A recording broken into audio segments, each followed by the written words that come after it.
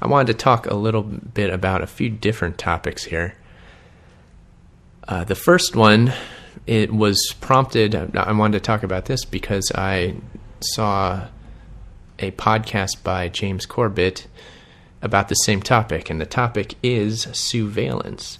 So James made a piece that was titled, it was a piece about solutions. So he does certain podcasts where he outlines different solutions that might be helpful for, the host of problems we're dealing with in our day. So the solution of this podcast was Sousveillance.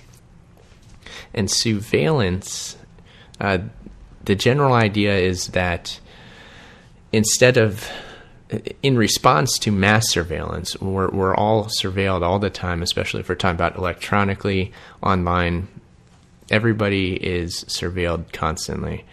And also in real life with surveillance cameras, you go to a certain place, private property, they can surveil you. If something happens while you're on that private property, the surveillance footage can be used against you if it's convenient for the property owner.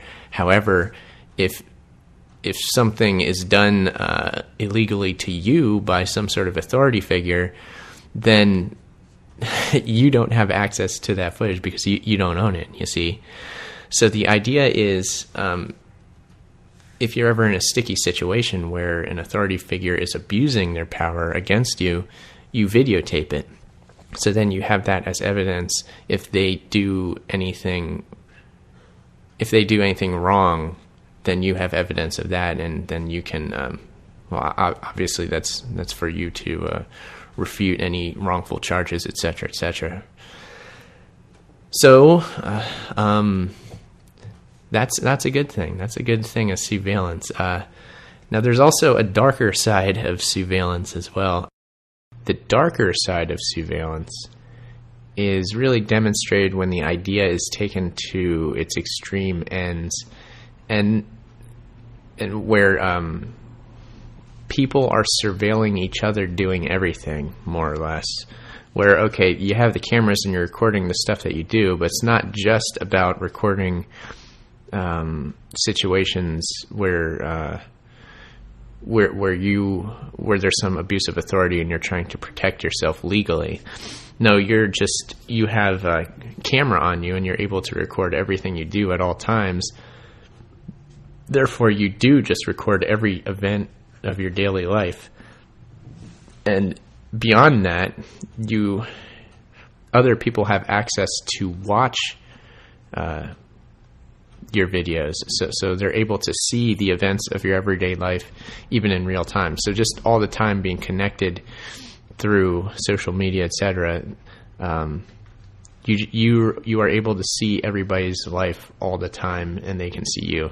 It's illustrated well in the documentary We Live in Public, which is about that project by that strange man, I forget his name, in New York City, where he was a .com kid that made a bunch of money on the web in the 90s, and then he used a bunch of that money to do a art project, he called it, where a bunch of people lived in a New York building in a basement, really.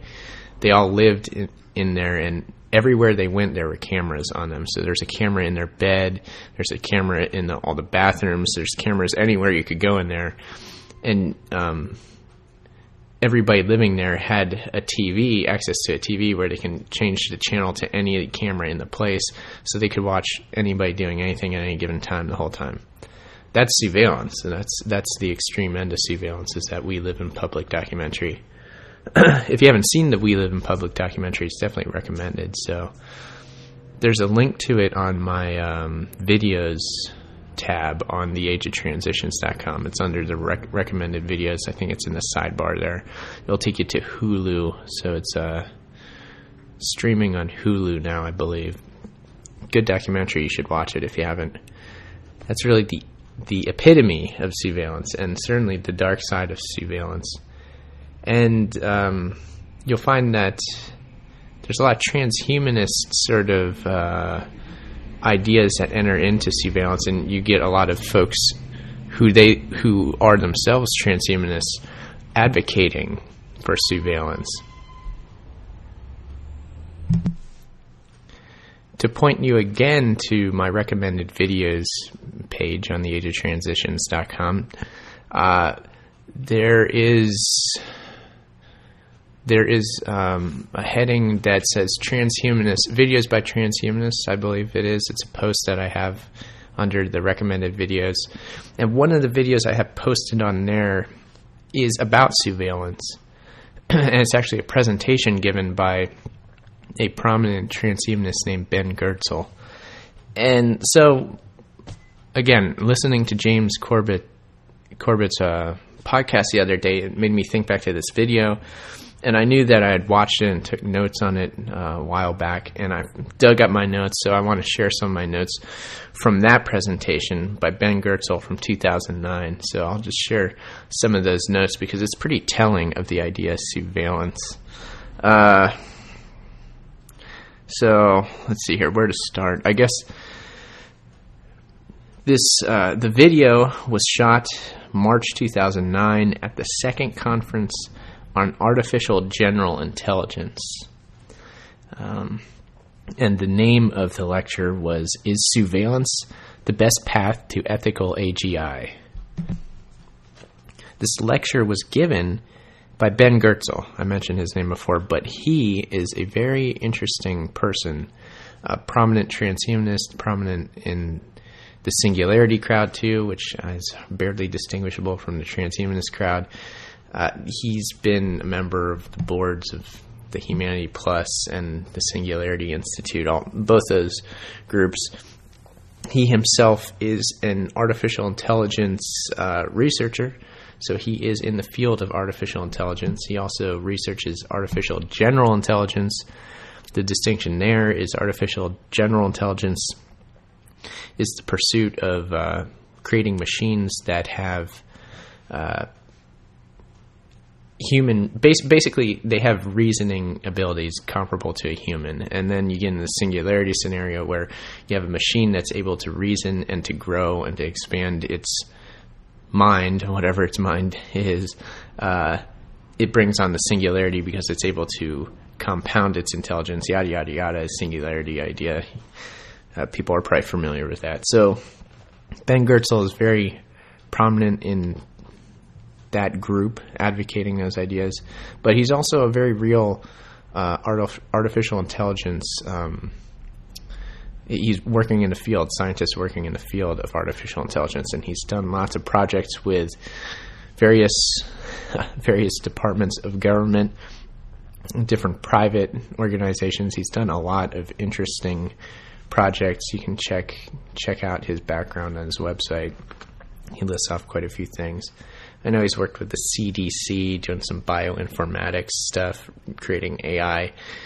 So he'll create his AI helps sift through all this biological information that the CDC happens to have.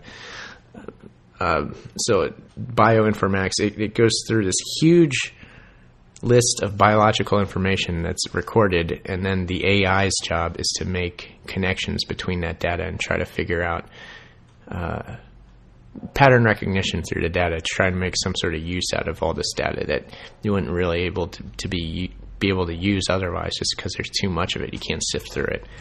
AI is primarily, most AI today is used for that purpose, just pattern recognition, that you give it huge sets of data, whatever data that happens to be. For example, you could take data taken from social media websites, let's say, and you have a huge database just of different activity in social media and different connections in social media. You have all these little nodes of information through social media, and it's easy to understand how much information could be gathered from that. You get an AI to go through it, make sense of it, and then it can tell, who knows who, and perhaps why they know each other because of detailed information. They have similar likes, they live in the same area, they have similar friends, blah, blah, blah, blah, blah. So an AI will be able to go through and make connections. So now I'm on a subject that is very important to me, is artificial intelligence as it actually is. This is the important work that AI is actually doing now, this pattern recognition in massive sets of data, all across the field too. Any sort of data sets you can think of. This is what AI actually is at the moment, as opposed to the singularity idea. So Ben Goertzel is an important figure in that he epitomizes this connection. He works in the AI field and he's doing that real tangible research, but he's also promoting the idea of singularity, which pie in the sky might be actually an accurate description of it. Is, in my estimation, at this point, I really do think that the singularity idea is a distraction of sorts from just the current state of technology and what it's actually doing, because it gets you to look to these sci-fi scenarios in the future that haven't even happened. You're living out some sort of fictional narrative where the real concrete reality that's going on now is very important, has a lot of repercussions, especially in terms of civil liberties and privacy, and this ties back to the Sousveillance idea. So Ben Goertzel, interesting character. He's involved in an interesting movement with the AI and the singularity idea, all that. But back to the Sousveillance topic, again, it ties into all this AI stuff. Let's get back to his lecture, and I'll read the notes. He was the guy giving this lecture. Ben Goertzel was the guy giving this lecture. Again, in March 2009, Second Conference on Artificial General Intelligence, lecture titled, "Is Sousveillance the Best Path to Ethical AGI?" So the question that he's posing here is, okay, we want to build an AGI system, but obviously an AGI becomes super intelligent. How do you make sure that that super intelligence doesn't get out of control? How do you keep it ethical and basically not want to just destroy the human race and go into business for itself and take over planet Earth? How do you ensure that you create an ethical AGI when an AGI arises? And he's positing the question that perhaps Sousveillance is the best path to bring about AGI. So this idea of this totally surveilled world, beyond surveillance, is Sousveillance, where everybody just has a camera built into them all the time. Everybody's watching each other do everything. There's no privacy at all anymore. So interesting dichotomy there, huh? The Sousveillance idea with bringing about an ethical AGI. So what's he talking about here? I'll read from my notes. He goes through a few hypothetical futures, and he talks about the intersection of AGI with other technology, such as surveillance technologies. And he brings up a lot of possible scenarios that could happen with the development of both AGI and surveillance. And one of the scenarios he calls the Big Brother is watching you scenario. So that's something he gets into. He mentions the fact, or he states this as fact, I guess I should say, that privacy is now impossible. So since we know that we have no privacy, surveillance is better. See, so he's saying, well, it's impossible to have privacy, so we may as well have surveillance since it's impossible to do that. Sort of traps you into the corner there where you have to accept surveillance and you certainly have to accept that you have no privacy because there's just no way around it. And he goes on to expand on that. Let me get into that. Very interesting. Goertzel says that intelligence agencies are collecting huge amounts of data on us right now. He makes a point of saying that. And he says that Google database, credit card transactions, and emails, and here's a direct quote, are most likely being piped to other repositories run by governments.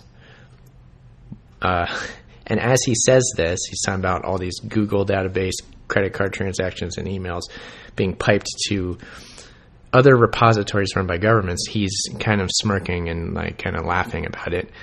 I'll note that Ben Goertzel, well, he has dual residence now. Part of the time he lives in China, working on Chinese artificial intelligence projects. And the other part of the time, he lives in Rockville, Maryland. Listeners may be aware of some interesting institutions that are located in Rockville, Maryland. It doesn't leave much room for the imagination there what Goertzel is talking about here and why he's saying it in such a manner as he is, where he's kind of like laughing about it, like they're most likely being piped to these repositories. Well, he ought to know, right? So anyway, he says, okay, so all this data is being sent to government agencies. His question is, why aren't they doing more with it? So why aren't they using this data? And the reason that he gives for they're not doing more with it is that it's very difficult to mine through all this data. Mining through the knowledge is very hard. So again, you need AI to do it. That's the only... People talk about surveillance and the lack of privacy on the internet, and they rightfully come to the understanding that, well, even if all my... even if I'm being tracked down every little thing that I do online, what the heck is anybody going to do with it? Who's going to have the time to go through it? Who's going to understand what it even means? Like, so what? It's being recorded. It's going to be on some dusty shelf somewhere. What the heck could you possibly do with it? Well, what you could do with it is feed it to an AI machine that's able to connect your data with the other data taken from the rest of the population, make real sense out of it. And again, this is how those agent-based social simulations work too. We've talked about that. I've talked about them before. Those are actual projects, many of them going on. Again, this is the reality of artificial intelligence, but it's a lot more fun to talk about AGI and how it's going to be. HAL 9000 is going to be living next door. He'll be your next door neighbor in 15 years. That's a lot more fun than talking about what AI is actually being used for now. Okay, so I'm going off on a rant here. So Goertzel goes on to say that the right combo of AI or AGI would actually enable surveillance. It would enable sousveillance. Okay, so this sousveillance system is kind of brought about through AGI, and again, there's a direct relationship there. And he states that sousveillance combined with conformity would create stability. You'd be able to predict behavior. So again, this panoptical state of surveillance would create a kind of conformity. And he goes on to say that nonconformity is unpredictable, but he also points out that being nonconformist and being unpredictable is what smart people do, because that's how you succeed. He goes on about financial trading and stuff like that. He obviously sees himself as a smart person who does things different, and he knows that it's not a good idea to conform yourself because you fall into a trap. Okay, so he says that there'd be a weird dynamic between freedom and security. He talks about that. It increases with this technology. Okay, and then he gets in the idea that the individual may disintegrate and join a mindplex to become more powerful. So you disintegrate your individuality into this hive mind idea, and this is the idea of the hive mind, which he calls a mindplex, to gain power. And I guess all that I went through right there was, what was it, the Big Brother scenario? Anyway, very interesting comments made there. You should watch this video yourself and see what you think of it. It's posted on the videos tab of theageoftransitions.com. Let's see. Let me just find some more notes I took from it. He also has the simple sousveillance scenario. Quote, slowly our current situation evolves to the point where anyone can reliably watch anyone do most things. So, okay, he's basically saying that currently we're about there, and it's just going to incrementally go in this direction where we're just watching each other do everything. And I would say he's very correct in that in pointing that out, because we're in process of that happening right now with social media and all that, and Instagram and whatever else, and that's the way things are going. Social pressure becomes the most prevalent form of control. Okay, since we're all watching each other, then there's pressure on us, social pressure, because we're being watched no matter what we do. So we're always, we're always trying to live up to people's expectations every moment of our lives, and there's no privacy anymore. And he would say that innovation slows because of conformity. A technological Puritan society would arise. So that's another. Now he's just gone through different scenarios that could happen, and he's all relating them to very real trends in the world at the moment. Another scenario is the Sousveillance utopia scenario, where it degrades competition, and we all see each other's flaws. Let's see here. That somehow leads to a utopian scenario where we all get along. I don't really have any more notes on that. Then he has the panoptical state scenario, where surveillance becomes surveillance by powerful organizations, which creates a technological totalitarianism. And he points out that this panoptical state scenario is more likely possibility than the previous two scenarios he gave. Okay, so this technological totalitarianism he sees as very likely, more likely than those other two things that he laid out before this. Then he gives some other scenarios: the hive mind scenario, which he calls the mindplex utopia, the Borg collective scenario, and then the Bored collective. So you get the Borg collective, a la Star Trek, and then the Bored collective, where everybody's bored. Then he gives the shared singularity scenario, blah, blah, blah, blah, blah, blah, all these scenarios. AI Armageddon scenario.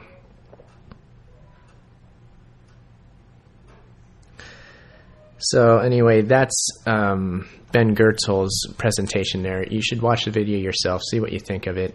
He says that he's giving the idea that Sousveillance is a good way to bring about this ethical AGI system.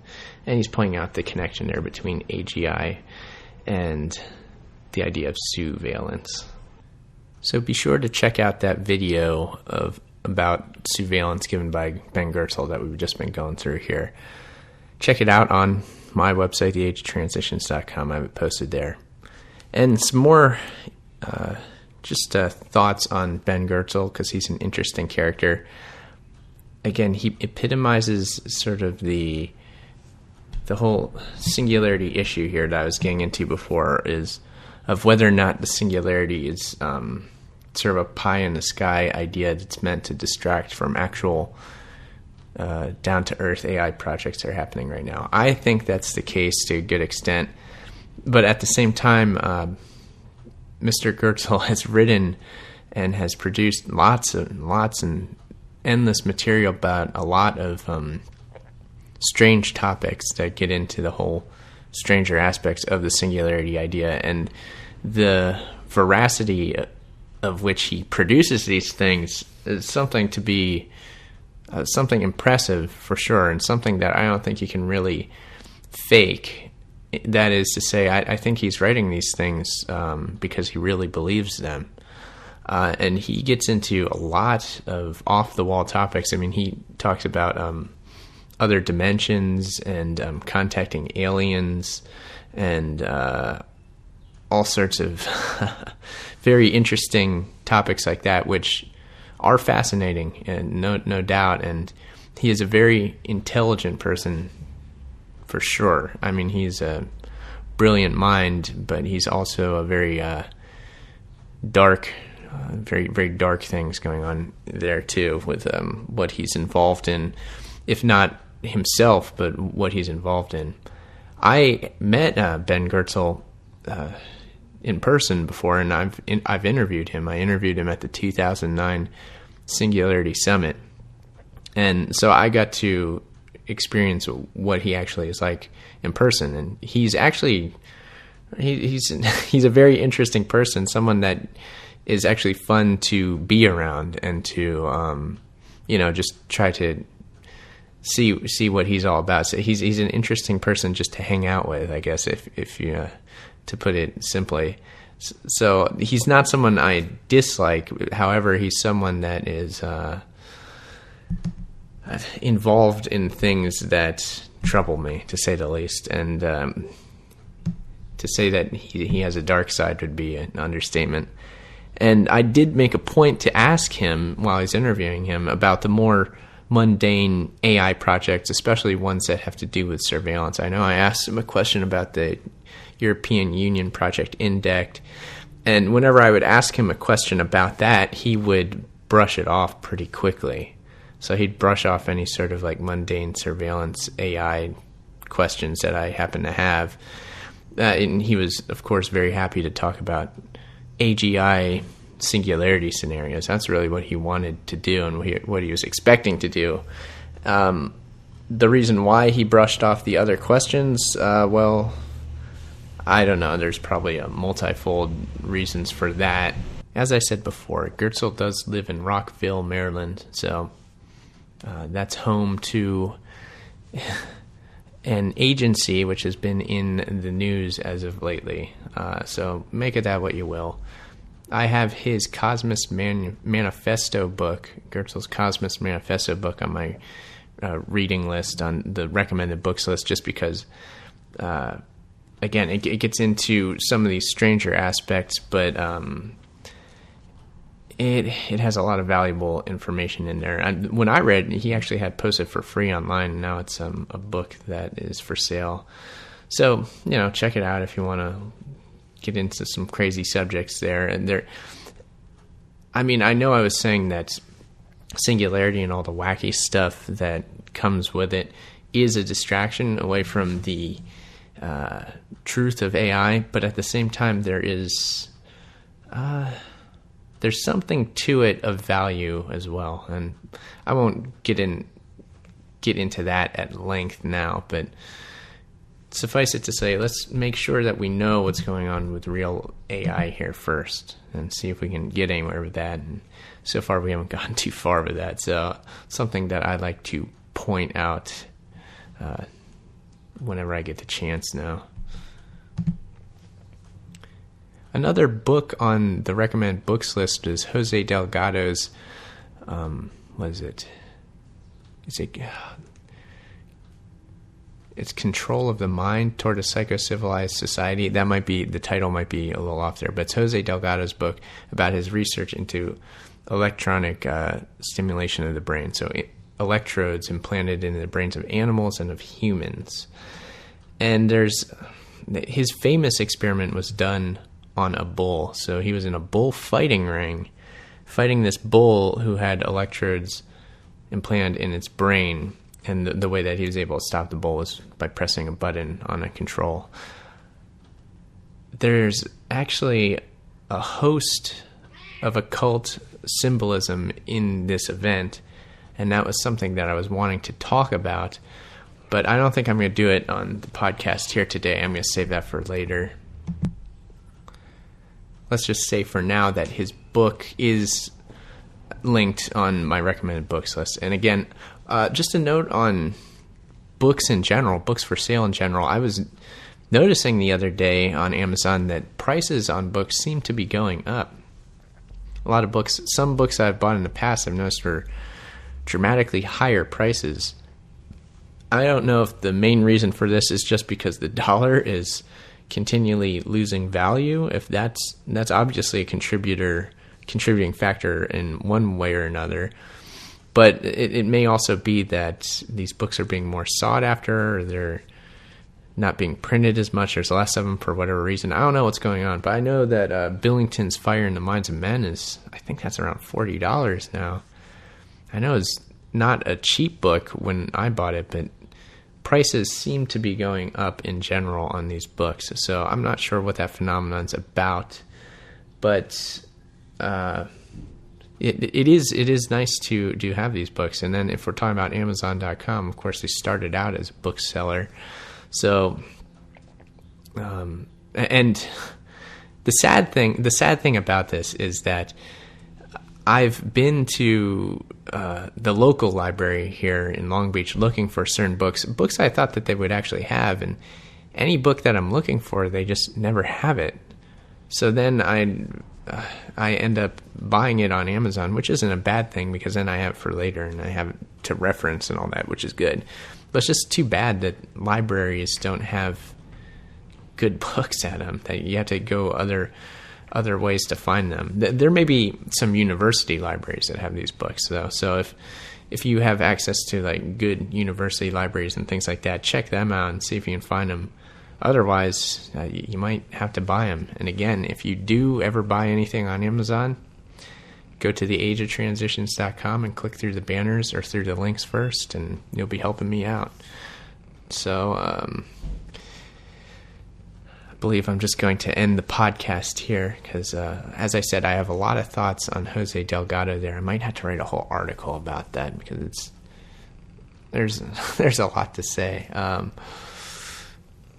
So just the history of the electronic brain stimulation alone is such a important topic that is, again, it's something that gets ignored in the same way that the singularity topic supersedes just the mundane AI topic.